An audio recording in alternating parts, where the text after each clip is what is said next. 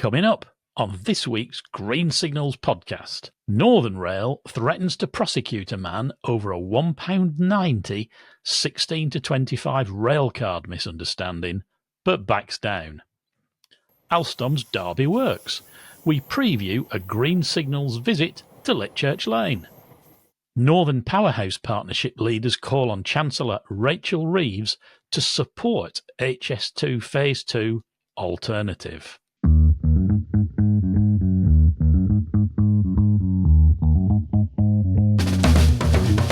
Welcome to Green Signals yet again from me, Nigel Harris, and over in wet Wiltshire, I guess. Tis a bit. It's Richard Bowker here. And here we are again, those weeks flying by. Well, over the last week, Northern has been hitting the headlines across national media and online over fare evasion prosecution again. But this time it was for threatening a 22-year-old consultant, Sam Williamson, over a £1.90, yes, £1.90 underpayment due entirely to a misunderstanding about the T's and C's of his 16 to 25 rail card. Many of you asked us on social media and directly by email and message what we thought about this one.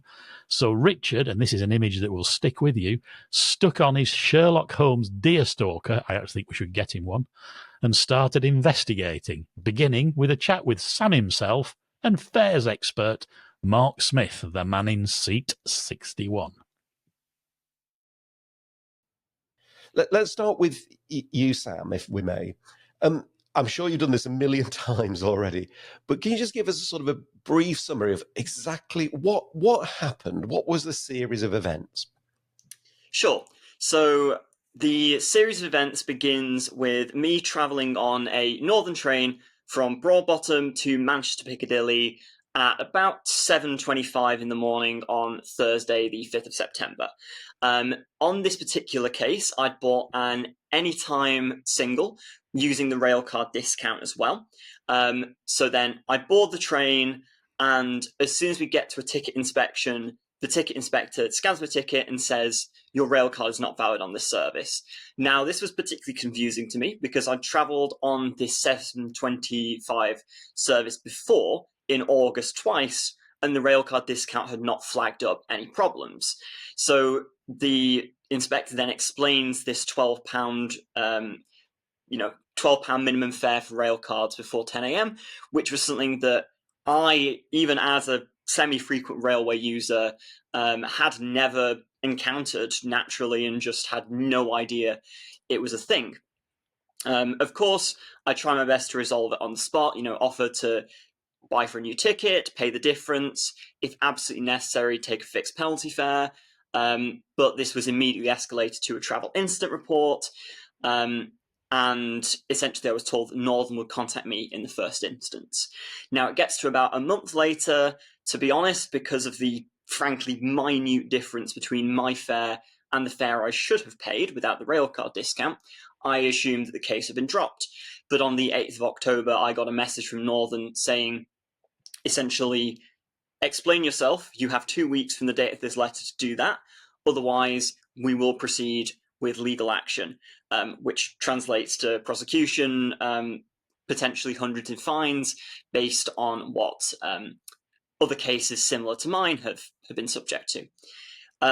Obviously, my first response was then to get in touch with the Debt Recovery and Prosecutions Unit, try and explain the case as best as I could. And as soon as I'd done that, I turned to Twitter because I felt that this was, frankly, a bit of a ridiculous situation and a completely disproportionate reaction from Northern. So I put a thread up explaining everything, subsequently went viral overnight, managed to get quite a bit of mainstream media support, which helped grow the case even further.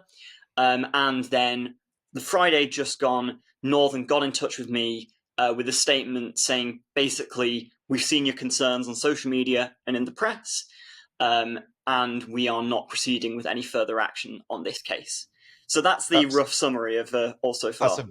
That's a brilliant summary, thank you. Just a couple of points of just quick clarification then. So when they asked you to explain yourself, Mhm. and you obviously did that. Is the next thing you heard from them then notice of prosecution? So the letter that I got, I think it's been run in some media outlets. It's not been run in some others. What essentially this letter said was that you may have committed an offence on the railways, but definitely, if you don't get back to us in 2 weeks, we will proceed with prosecution. It was pretty vague in terms of what I'd actually done wrong in terms of what that letter said. Obviously, at the time, this was explained to me because of the railcard issue, but yeah, it didn't, for example, cite a particular bit in the railway bylaws that I'd actually violated. Yeah, it was a little bit vague and nebulous. But the main thing, again, to the average person who receives this kind of letter, what will stand out is we will take legal action if you don't get back to us in 2 weeks. And when they did eventually come back to you and say, we are now going to take legal action, did they say which piece of legislation or rules that they were relying upon to do that? Was it bylaws or something else? I think it was just still a general bylaws and regulations type thing. Bear in mind that my case actually never ended up getting to a court. Essentially, we were able to stop it before it got to that point. Fair point. But a lot of people haven't been that lucky. And just very final quick question. The amount of money we're talking about here, the difference between what you paid and what you should have paid was how much? It was £1.90 difference in fare. £1.90. Okay. Mark, can I turn to you? I mean, do you have some sympathy? What's your sort of reaction to this from what you've just heard from Sam? My reaction is that Northern have overreacted. I mean, any train company needs to protect its fare, but we don't have the easiest fare system, especially if you're buying an anytime fare and it's actually the Railcard terms and conditions that affect that. An anytime fare you'd normally expect to use anytime. It does what it says on the tin. The Railcard minimum fare isn't a new thing, it has to be said. I think it was a thing when I had a young person's Railcard. That's how long ago it is.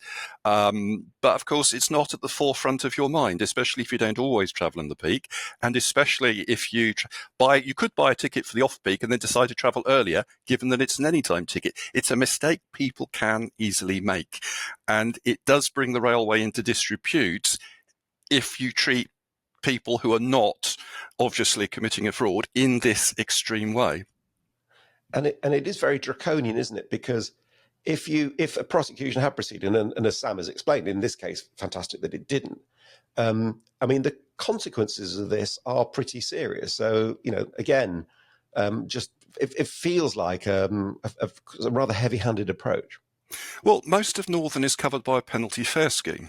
So the ticket inspector has the option to access the person up to the correct fare, or they have the option to apply a penalty fare, which has an appeals process. There is a requirement to use discretion. What happened here is not, Sam confirmed that for me just now, is not a prosecution under the Regulation of Railways Act 1889, where it's an offence to travel on the railway with intent to avoid payment. That's where the railway has to prove intent, and you can do that if somebody's doctored the date on their season ticket, or they're using a dumbbell season. That's where the 2 season tickets that cover the 2 end stops of the total journey. But this was a prosecution under Bylaw 18, which is much more dangerous. I want to say insidious. It's strict liability, which means there's no need to prove intent. The simple question is, were you or were you not in possession of a valid ticket? And the only basic defences are there were no ticket facilities at the station where you joined, or a person or notice told you you could join the train without a ticket. There is absolutely no need to prove intent. That makes it a very powerful weapon, but that also means that train companies have with great power comes great responsibility. They have a responsibility to use it wisely as a last resort. For what was here clearly quite an innocent mistake. So, Sam, you've become, I suspect, quite the expert on this now. What would you, as a result of this, you've got that you're in that happy position of the kind of the prosecution risk is behind you. So, what would you now like to see changed? What's your view? So I think I would like to see three things happen. The first thing is that one that the Department for Transport have already been making noise about, which is simplification of ticketing on the network as a whole. I think, in my opinion, currently the network is a patchwork of various different operators, all with various different rules. For example, trying to figure out when is off-peak and peak going from London Euston back to Manchester is a very confusing task, and it feels like it changes every time I look at it. So I would like to see simplification on that to help prevent mistakes like mine happening, because again, they're innocent mistakes. People want to pay the correct fare and they don't want to get in trouble. The second thing I'd like to see is train operating companies like Northern being essentially a lot more responsible with their usage of kind of this single justice procedure and the pre-10 a.m. railcard situations. Because whilst, yes, technically they are within their rights to do so, I think that most people would agree that it's a disproportionate reaction to potentially slap someone with hundreds in fines and a criminal record over what can be, I think, a maximum £4 difference in fare for accidentally using a rail card before 10 a.m.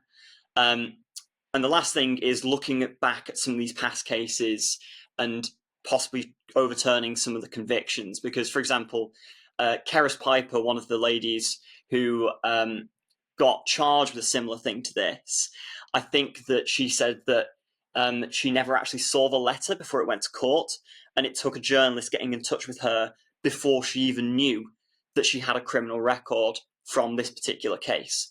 I think that at the very least, people should be notified electronically as well as with a letter, because particularly with younger people, addresses change, circumstances change quite frequently, because otherwise people get caught out and people can end up on the hook for quite significant sums of money, and ultimately it just results in more distrust for the railways, which is very much not what we want. We want people to feel confident, want people to feel comfortable travelling by train. Mark, it's pretty hard to argue with that, any of that, isn't it? I wouldn't. Simple as that. No, I'll tell you what, if anybody from Louise Haig's office is listening, I think you might have just found yourself an ambassador for fares and ticketing simplification with that clarity of thought. Well, look, thank you so much, both of you, for joining us. It has been it's been a high-profile case, but hopefully it ended well for you, Sam. But hopefully now, people will listen to what's going on here, and we can see some changes because we want to encourage more people to travel by train, and things like this sometimes do the precise opposite. So thank you, Mark, and thank you, Sam. Well done, good luck, and thanks for joining Green Signals. Thank you. Thank you. So, just quickly, Richard, it just seems to me like the whole situation is, if you'll forgive the expression, a bloody mess. Poorly drafted terms, conditions, a poor decision, it would seem, on the day. If it'd been over 50 quid, you could maybe understand it, but £1.90? Yeah, it does seem disproportionate, I believe, is the usual word used here. Sam is very articulate, yes, as you've heard, and has obviously been doing the media round. I'm not sure there's an outlet or channel he's not been on. Obviously, been on the best one now. But no, it was fascinating. And Mark there, I think as ever, sort of pretty clear. But there's an interesting aspect to this, Nigel, which is also the legal side of this, because Mark in that interview talked, a little bit about bylaws and strict liability. So I thought it'd be useful just also, before we chat about this in any depth, to understand a bit more about the legal aspects of this case. So I dropped Nathan Seymour Hyde a line. Regular listeners to Green Signals will remember we chatted to Nathan back on episode 44, I believe, about those 75 or up to 75,000 unlawful fare prosecutions using the single justice procedure. And that was all over the media, whenever that was, 3 or 4 months ago. Nathan is a partner. He's a solicitor with the private crime team at Reed's Solicitors. And he's also head of their fare evasion team. And his perspective on this was also really interesting. Well, I'm delighted to be joined by Nathan Seymour Hyde from Reed Solicitors. Welcome back again to Green Signals, Nathan. It's great to have you with us. You'll have been following, as we have, this story around Sam Williamson and the ticket issue and his Railcard and the £1.90 that's been very high up in the news recently. I mean, from what you can see, do you have any sympathy with Northern, I suppose? Do you think Northern were entitled to go, hang on a minute, this isn't quite right? Yeah, I think most people would look at this story and instinctively think, what on earth is going on? Why would it even be referred for prosecution and be treated that seriously when it's such a small fare? So you kind of imagine what would be the circumstances where that could happen. So if the ticket inspector saw an issue with this ticket and it was a digital ticket and suspected that there may have been previous tickets that were invalid in the same way and it was intentional, that would justify the matter being referred for further investigation. So they call it reporting for prosecution. No decisions made at that point. It's just that the matter is going to be looked into. And it's a fairly blunt process in the sense that once it's referred for that process, an initial letter gets sent out and it's asking for a response, and then a decision is made later. So you could imagine a scenario where it wouldn't be unreasonable to look into it further. Obviously, it would just depend on the circumstances. It would depend on how the inspector viewed the situation, whether he believed it was an honest mistake. If it was clear that it was an honest mistake, then it would seem disproportionate to not resolve it there and then, for sure. And I suppose the reason why he might, or they might have thought, oh, I'm just not sure here, is because the ticket had been bought for the 10:29 train, which I think actually Sam had said to the BBC.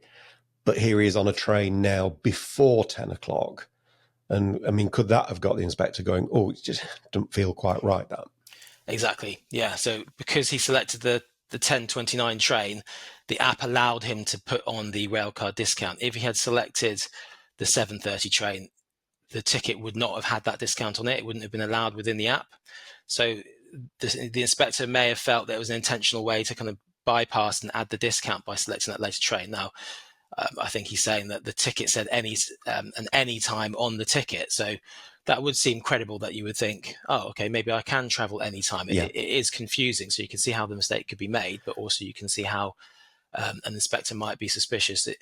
It's hard to make perfect decisions all the time when you have some travellers do commit consistent fare evasion, and they are found, more tickets are found when they research the history, and there are obviously completely innocent cases as well.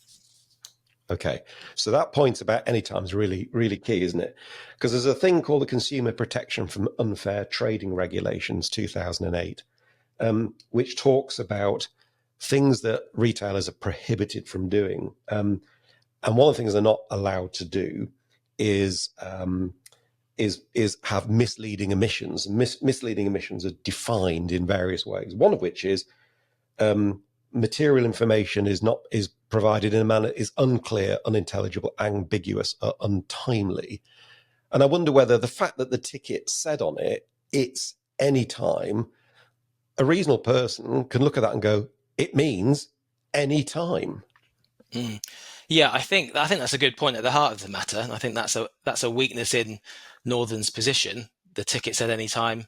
You can't actually use it any time. So that does seem to be an inherent issue with the way that the systems are set up and the lack of sophistication with what's said on the ticket. So yeah, I think that is definitely, there's a point there to be made for sure. And one of the things I find odd about this is it does feel, to the lay person, blimey, £1.90, we've gone straight to prosecution. That feels sort of quite assertive and quite disproportionate, really. What do the national conditions of travel say? I mean, do they give us any guidance or help in this when you buy your ticket? Yes, so they regulate the way that this area unfolds. So when you have Section 9 of the National Rail Conditions of Travel, so that covers any invalid ticket, and it gives the inspector three options. They can charge a standard anytime single ticket instead, or they can issue a penalty fare, or if they think it's a case of intentional fare evasion or merits further consideration, they can report to prosecution. So I think a lot of prosecutors or inspectors think that applies in every case of an invalid ticket. So that would also apply to Sam's case as well, if that was the case. That's one interpretation of the way it's drafted. But it is poorly drafted in terms of the next section. So section 9.5 says a time-restricted ticket, e.g. off-peak or a super off-peak, you will be charged the difference. It's not you may be charged the difference. Oh, you will? You will be charged the difference. So one interpretation is that that's quite prescriptive. It's Sam should have been offered to pay the difference, or another interpretation is that's an option, and the overriding thing is section 9, where it's an invalid ticket, and you have that option of reporting for prosecution. So there is a tension between those two sections, as I say, because they are quite poorly drafted. So that is a bit of an unresolved debate. And maybe a runnable defence if you ever got to that point. Yeah, potentially. How interesting. Well, look, that's really helpful. I mean, I think what comes out of this is, there's kind of learning points across all of this for conditions of carriage and for Northern and for maybe even the apps or whatever, and possibly even customers. So I think in the light, the one thing that this case will have done, I think, has got people scratching their heads to say, how can we end up with a better system and a better process? And I suppose if that's the answer, then that's a good outcome, isn't it? But look, Nathan, thank you for shedding some light on that. Really appreciate it. And many thanks for coming on Green Signals. You're very welcome. Well, that was... I always enjoy these expert interviews, Richard, even the short ones, because between Mark and Nathan, there's everything you could possibly need to want to know about fare evasion expressed in very easy to understand language. Even I got it. Yeah, no, I totally agree. Very clear. Unlike the fares regulations, as it turns out. So there's lots of pieces to this. It's a classic. I kind of think of this as a classic sort of Green Signals go and have a deep dive, and it turns out to be, surprise, surprise, slightly less clear than maybe some of the mainstream media outlets would have us believe. Quelle surprise! I know. I could literally see you sitting back in your chair at that point and going, like, who knew? I mean, Sam bought a ticket initially for the 10:29 train. Yep. And then went on an earlier one that was pre the 10 o'clock watershed, if I can call it that. Because it said any time. Any time on the ticket. It said any time on the ticket. Does what it says on the tin. However, the inspector might have looked at that and said, yeah, but why did you buy a later one if you were going to go earlier? Maybe. But the ticket said any time. Why did the inspector then jump straight to, we understand, saying this is going to be a prosecute, you could get prosecuted or exactly reviewed for prosecution when, as Nathan said, 9.5 of the terms and conditions of travel say you will, for a time limited ticket, you will be charged the difference, not you may be, you will. Now, he offered to do that, didn't he? And he offered to do exactly that. Now, we'll never know what Northern's decision might have been actually in the end, because they wrote to Sam, asked him for his version of events, which he says he gave them, but at the same time, obviously took to social media, and the rest, as they say, is history. So, and then Northern, the next thing we know is Northern have told him they're not going to pursue it any further. So my instinct... Or any other cases like it, apparently. Well, we'll just come back to that. My instinct on this one is that actually, when they saw the evidence, that have gone, we're not going to get a conviction here, but we'll never actually know that. It got pulled before we got to that point. But then, as you say, they've now made the decision to pause the process whilst they go and have a think about it. So I think your opening line, or it's a bit of a mess, is fair.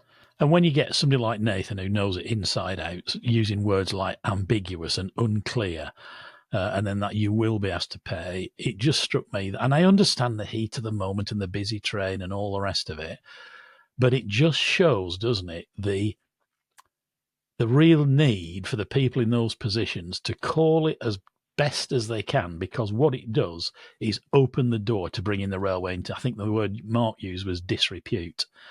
And it did. I don't know if anybody saw the Sky coverage one evening, in fact, one evening on a mid-evening news show. But what grated my teeth more than anything was the sneering and smug and smart-ass tone of the coverage of, oh, here we are, the railway again, really inept, can't find his backside with both hands, all that sort of thing. And people on the railway deserve better than being exposed to that. Yeah, I'd agree with that. I mean, it's a difficult one all around. This. There is clearly sort of ambiguous drafting. I mean, even the Railcard rules, right? So I actually printed off the Railcard rules. What a surprise.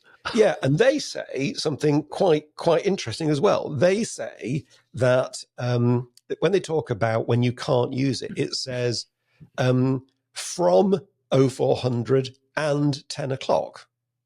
Whereas it should say from 0400 to 10 o'clock or between 0400 and 10 o'clock, right? So even there, it's sloppy drafting. Sloppy drafting is exactly the phrase. And I asked a couple of sort of friends about this, and they said, do you know what? It's not so much, it's not the £1.90. We understand that the inspector's got a big job to do. Yes. And fair evasion is not right. Let us be clear about that. And it's a big problem, right? But flipping heck, that all sounds a bit complicated and Byzantine and sort of small. But do you know what? It's just kind of putting me off want to travel because I'm just worried that I'm going to get caught. And that, I think, at the heart of this is the problem. So somebody in, I don't know who looks after Railcard terms and conditions or national conditions of travel now, but clearly somebody needs to go have a good thing. And personally, I think this 10 o'clock minimum fare, 12 quid or whatever it is, it's probably going to end up in the bin, isn't it? Because it just does not seem to, it's not worth the aggro. It either needs to endorse a ticket not for use before 10 o'clock or just scrap it, for God's sake. Write that line of code out of the software. You ask an interesting question there, because Railcards used to be handled and run by ATOC, didn't they? Yeah. And I guess that passed to the RDG, which technically is still there. So I suppose the RDG is still doing it.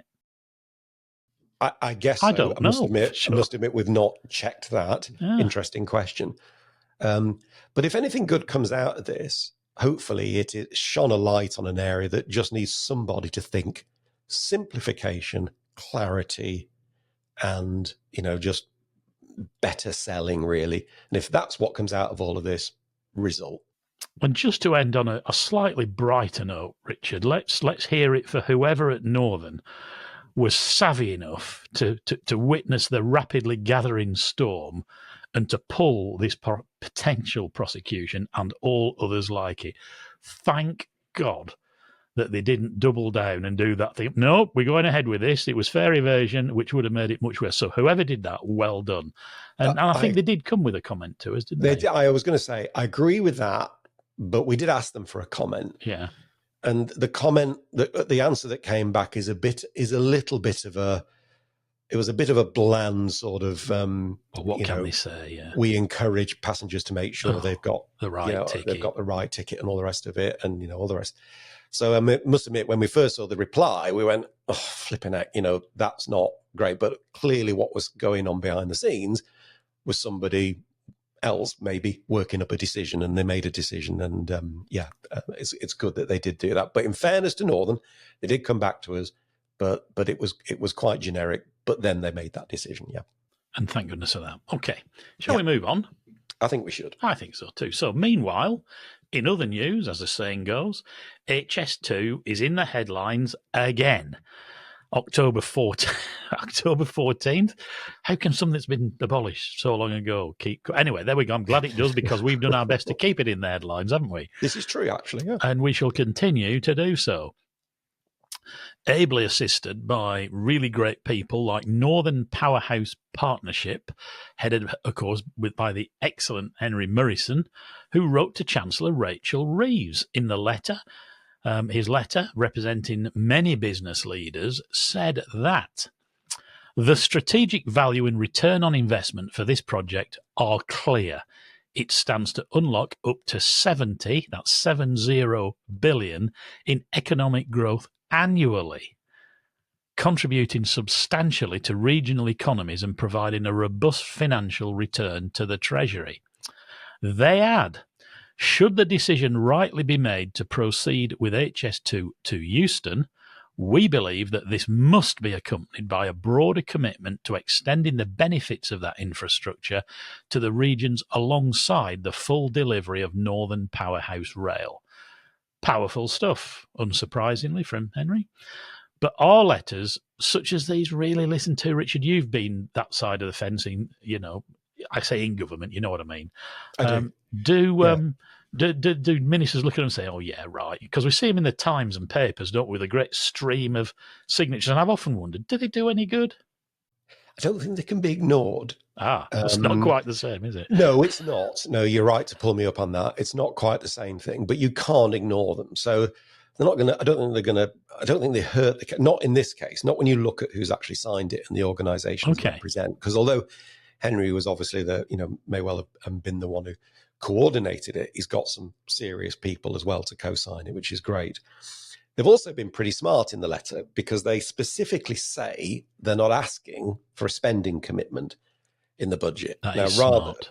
Yeah, well, what they do is they say they basically say what was in the two mayors report at the end, right? Where they say they want the establishment of a steering group, which is going to be made up of the private sector, the combined authorities and central government to drive forward at pace, they say, a feasibility study and technical analysis over the next 6 months. That's the first thing they say. And then they say, we want you, the government, to maintain ownership of the current land holdings on the former Phase 2A route, because even though we can't call it HS2 Phase 2A anymore, guess what? It's basically the same alignment. Reinstitute safeguarding for the land not yet acquired, and protect and prolong existing planning powers, as well as absorbing Crewe to High Lee, which would have been Phase 2B, into the repurposed NPR bill. Very important, all that. All of that's critical stuff. The bit that I thought was quite interesting in that, they talk about prolonging the planning powers, because, of course, they end in February 26. So time is actually very, very short. So it may be that they can extend those. I didn't know that, but that might be worth a little look. But anyway, whatever happens here, it's got political jeopardy for the government, because if they agree that all of that's the right thing to do, then that will commit some money, because land will cost money to buy somebody. And you can get ready for a admittedly tiny minority, but nonetheless very vocal group of people reactivated when they think that the thing that they saw off is actually back on the table again. So, that it does have some challenges, but it doesn't stop it being the right thing to do. And government's hard and the right thing to do. There's never a wrong time to do the right thing, is there? Which, of course, what Henry's pointing out with all his colleagues. So we will keep that on the agenda as well, won't we? Absolutely. And I was fascinated. Sadly, I was actually away, so I couldn't join you for this. But you managed to speak with my old friend Sir David Higgins last week about this very subject, Richard. And for those not aware of why that's relevant, Sir David was chair of HS2 during the critical hybrid bill stage for Phase 1. And it was actually David who championed getting Phase 2A to Crewe done earlier than had originally been thought. How did that go then? Yeah, and of course, same David Higgins who's just chaired the group that's delivered the two mayors report. So there's sort of continuity there. It went really well. I mean, it's a great interview. Thanks to him. He's always a great talker, isn't he? Well, he's lucid, articulate, concise. He's not windy, and you do have to be on your mettle, because when he's finished the question, he stops.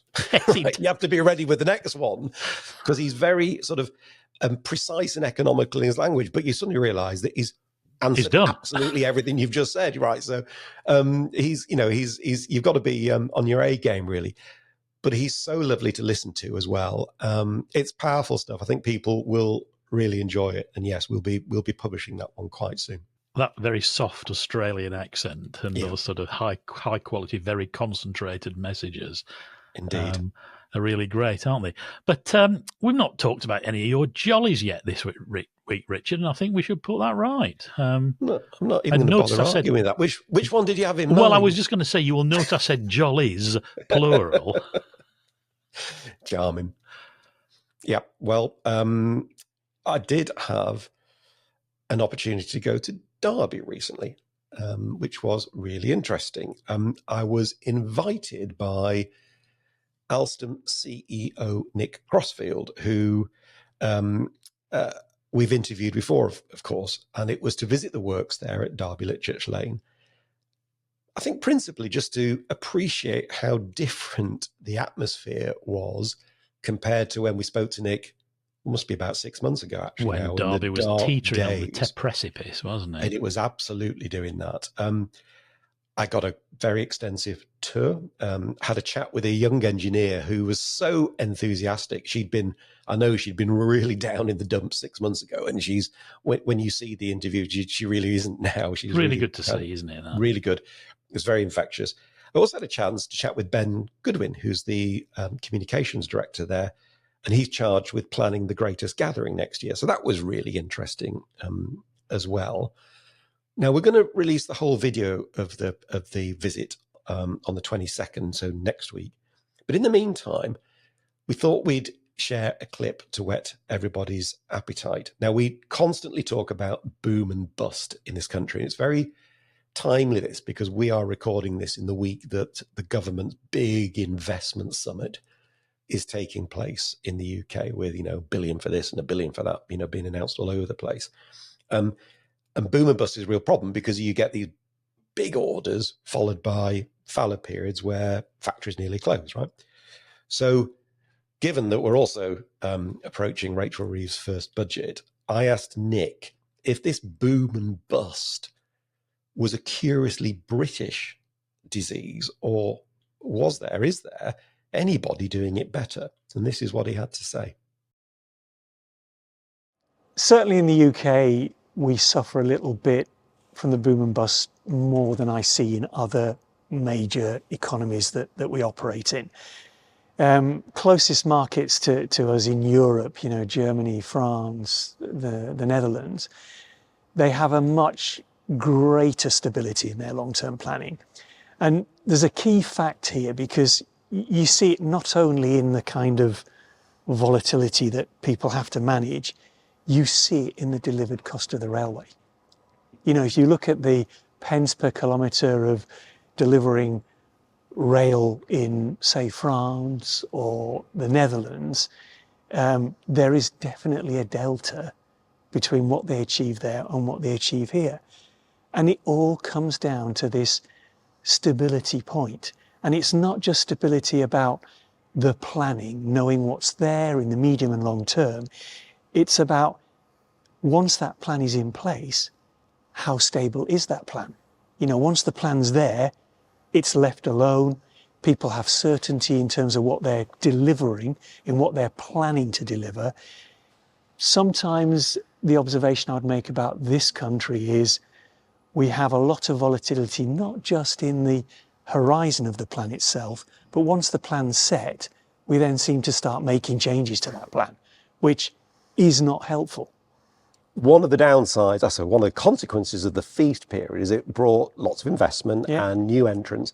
And competition's good because competition drives innovation. But do you think if we get to the point where we have that consistency and that steady rate, is there a risk that we've actually now got overcapacity in the UK? Well, that's a facet of boom and bust, because as you say, when there's a feast on, everybody's clamouring to get in. And the problem with the boom and bust cycle, not just in rail, but in any industry, you never get a true measure of what long-term sustainable supply and demand balance is. You're always clouded by the cycle that you're currently in. And I think, we have seen in this country, as you say, a feast period where we've seen a bunch of new entrants into the marketplace who've said, on the basis of that, I think I'll have some of that. And then here we are as we go into a down cycle, and suddenly everybody's clambering around thinking, what am I going to do with this facility? And I think it's important that we do get to that stability, because that will allow not just the industrial investors in the country, but the political stakeholders that do take the long-term decisions about direction of investment in this country, to establish what is a long-term sustainable, viable capacity that we need in this country.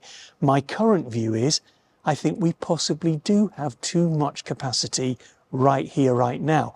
And I would probably say that in 4 to 5 years' time, the capacity that you see on the ground today, some of that capacity will not be there. Now, clearly, our desire and our intention with a facility like this is to be here for the long term.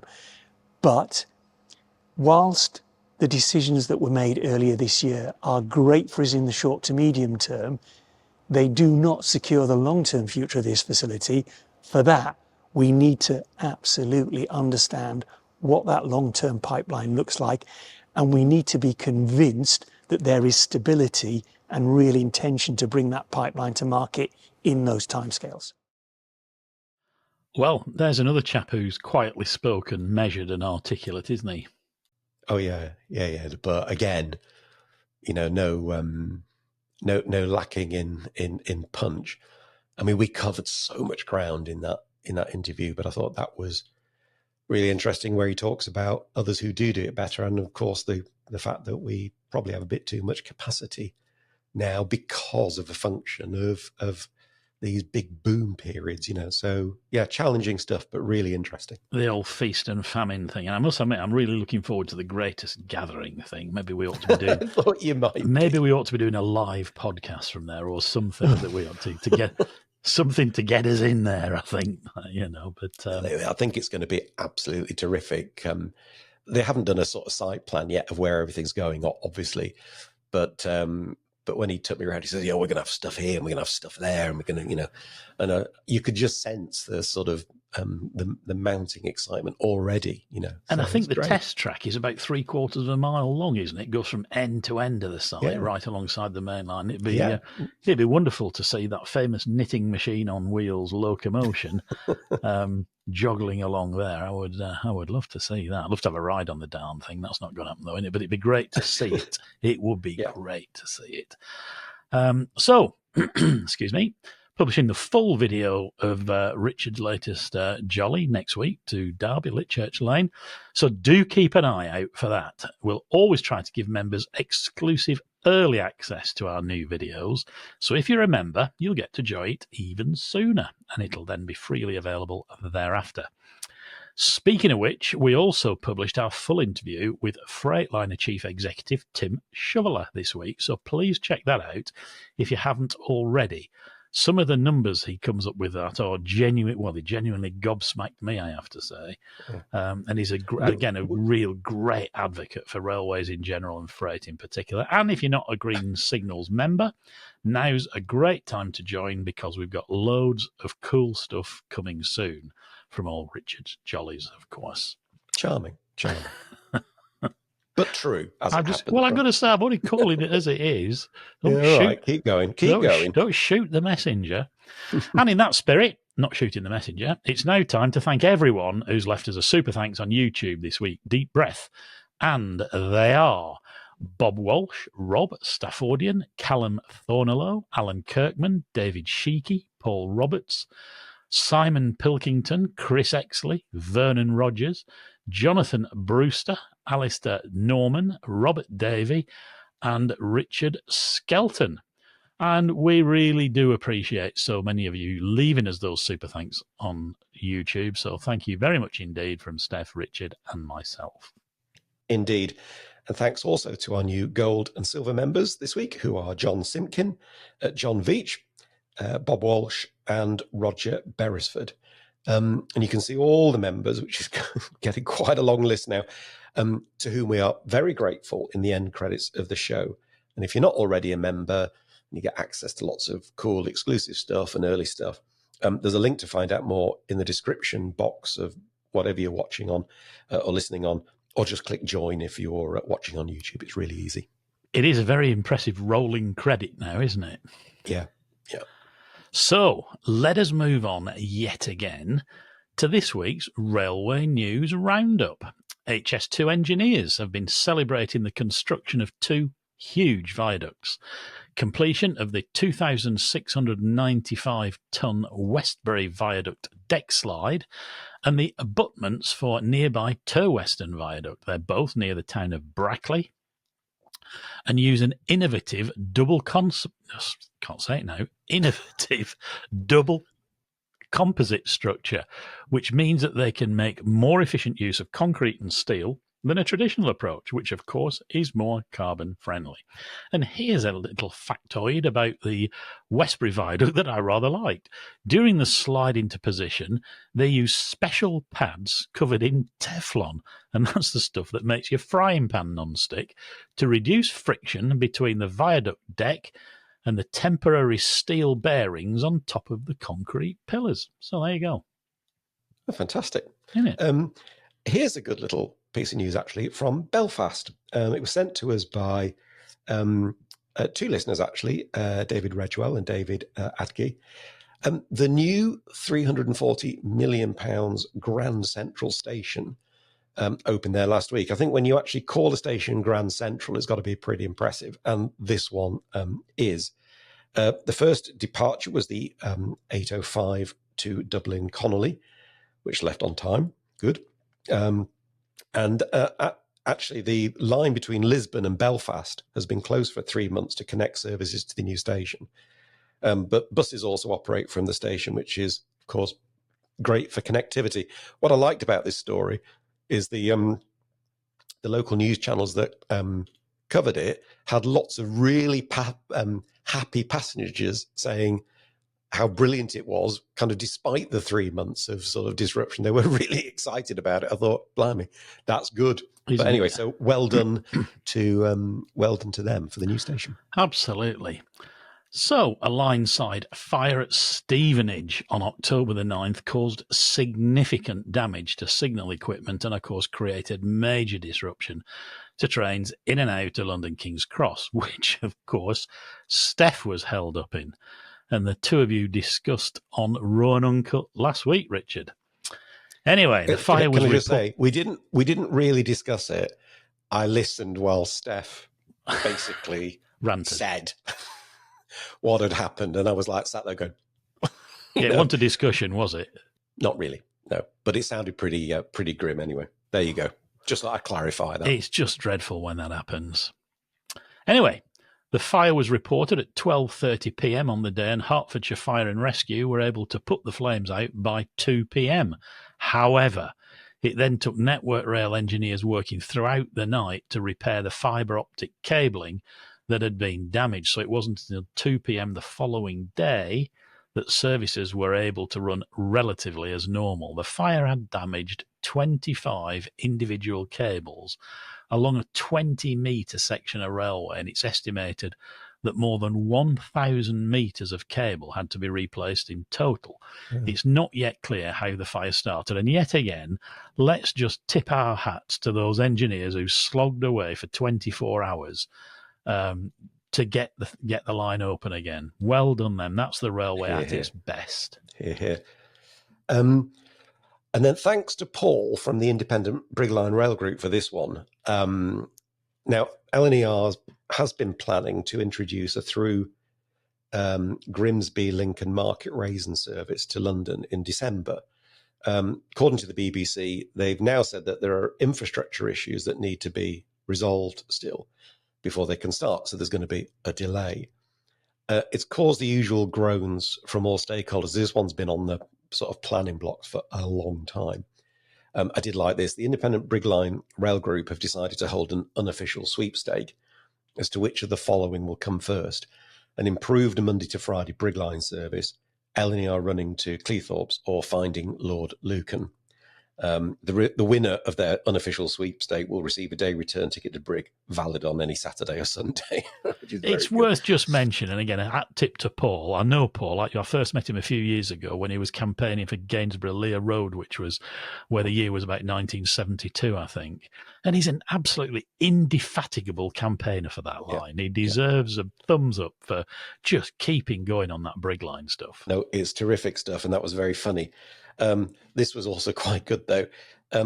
On hearing the news that even if the service does start, however, it may not initially be able to call at Market Rasen, thanks to, I think, specific issues at the station. There's no footbridge or something anyway. Sir Edward Lee, who's the local MP and former chair of the Public Accounts Committee, said, "If it does not stop in Market Rasen, I am going to lie down on the line and stop it that way." Okay. Which prompted the Minister, Lillian Greenwood, to say, "I do hope the Right Honourable Member will not put himself in such danger." Sadly, Hansard does not record the look on her face as she was saying that, but there you go. But we know Lillian, and we can imagine. Well, I know Edward as well, and I can expect that was the exchange that you can imagine it was. But yeah, terrific I stuff. can see Lillian rolling her eyes as you said all that.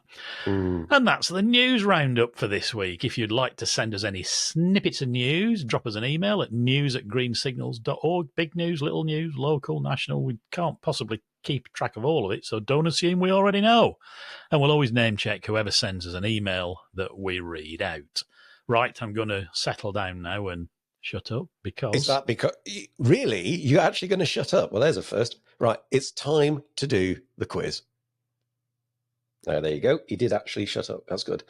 So last week's question was set by a listener, Martin Brailsford. And it was this. It was, name the tunnel on the national network which has the most tracks, excluding crossovers running through its single bore. Now, those of you who listened to Green Signals last week will remember a fairly painful conversation with my co-presenter over what actually constituted a single bore, right? We got there in the end. I think you qualify, Richard. Touche. Anyway, so it was a single bore, as in one tunnel, right? With as many. Come on, move in. on. Well, I'm just pointing out that, the fact you struggled with it. Anyway, the answer is Richmond Hill, which is also known, I think, as Marsh Lane Tunnel in Leeds. Yeah. It has 5 tracks through its single bore. There's one in Liverpool, I think, which has 4. There may be another one with 4. Quite a few people came up with some London Underground options, but we did say that we're on the national network. So I don't think we can count London Underground on that. So the answer is Richmond Hill in Leeds. And the winner, chosen randomly from the, as ever, fairly extensive list of correct answers, was John Lambert. So well done, John. If you send us another email to quiz@greensignals.org, we'll get your mug out. I am now completely up to date with mugs. So this No, is, you're not. What? We've forgotten mine persistently, having broken mine. Well, thank you for clarifying the fact that it's the replacement mug for the one you broke that I have not yet provided you with. Right? Can't believe you're the only person that we know of who's actually managed to break one, but there you go. Right, to this week's quiz. Okay. Which of these is the odd one out and why? Okay, so I don't just need to know which it is, I need to know why it is. You ready? Agog. Dover. These are all stations, by the way. Dover, Fishguard Harbour, Sutton Coldfield, and Stranraer. Which of those 4 is the odd one out and why? If you think you know, email to quiz@greensignals.org by Saturday the 19th of October at midday, and we'll put all the correct answers into a hat and pick one out at random. I'm resisting the temptation to blurt out what might be an obvious answer because I'm sure it's not it. Okay. Right. And here is a lovely little bit of good news sent to us by Richard Rogan. Windsor and Eton Central Station celebrated its 175th anniversary on October the 8th. Let's hear it. Great Western Railway marked the occasion with Queen Victoria, Prince Albert and other Victorian gentry lookalikes joining the Mayor of Slough and the Mayor of Windsor and Maidenhead for a royal celebration. The significance being that during the 1840s, GWR was rivaling the London and South Western Railway to win the Queen's patronage for opening the first station in Windsor. GWR finally opened the line from Slough to Windsor and Eton Central, then simply known as Windsor. on October the 8th, 1849. Excellent bit of history there, Richard. It is. Have you been? It's a beautiful little station. I haven't. I saw all the Gorgeous. pictures when they made the Royalty and Yeah. Railways exhibition there a few Yeah. years ago, which I realise is now gone. Yeah. But my erstwhile colleague Chris Lee was always saying there'd been a plan which had never a plan. A constant discussion about whether the two stations should be connected because they're not that far apart as termini, are they? I understand. No, but they're. I think they're far enough. Hmm. I think it's quite. And of course, doing stuff there, very difficult. But it is. It's a cracking little station. So if you've ever got a bit of spare time, just pop down on the branch from Slough. Definitely worth a look. I will. And sadly, that's all we've got time for this week. Thanks so much for watching or listening. Don't forget to give us a thumbs up, leave a comment, and if you haven't already, subscribe to the YouTube channel. And if you really want to support us, find out about our membership on either YouTube or Patreon. But most importantly, please join us again next week. And until then, it's goodbye from me, and it's goodbye from me. Thanks for joining us.